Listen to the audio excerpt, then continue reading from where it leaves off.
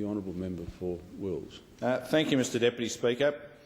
Coburg, which is situated in the heart of the Wills electorate, needs a Year 7 to 12 open-entry government high school.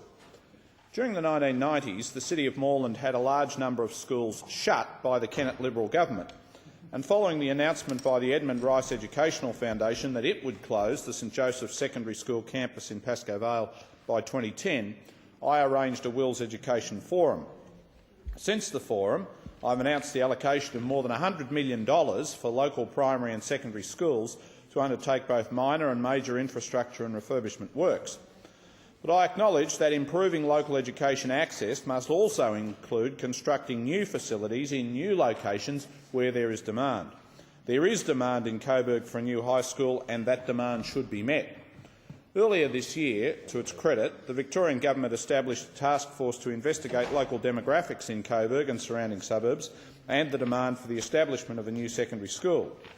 The task force's report, handed down last week, clearly shows that demand generated from record local population growth will exceed the supply of places at local secondary schools by 2021.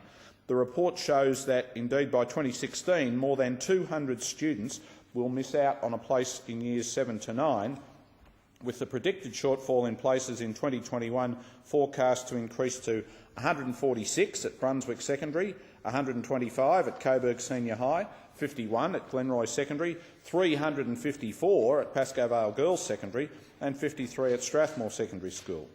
Mr Deputy Speaker, local families want a local high school in Coburg. The forecast 13.5% increase in the local population by 2031, the forecast increase in the number of young people living in the area, the numerous short-sighted school closures in Moreland over the years, and the incredible persistence of the High School for Coburg parents underscores the legitimacy of their claim. The High School for Coburg parents have recommended, first, that an implementation task force be set up in February next year to plan for the establishment of, at minimum, a Year 7 intake at Coburg Senior High School in 2012, that the Minister for Education commences initial discussions and task force make-up immediately after swearing in, and second, that the Victorian Government and the Department build on the really good work being done at the Coburg Senior High School by making financial provision for the establishment of, at minimum, a Year 7 intake in 2012 at the Coburg Senior High School, with the aim of having full open access secondary provision in 2014, thereby creating more education opportunity for the greater Coburg community.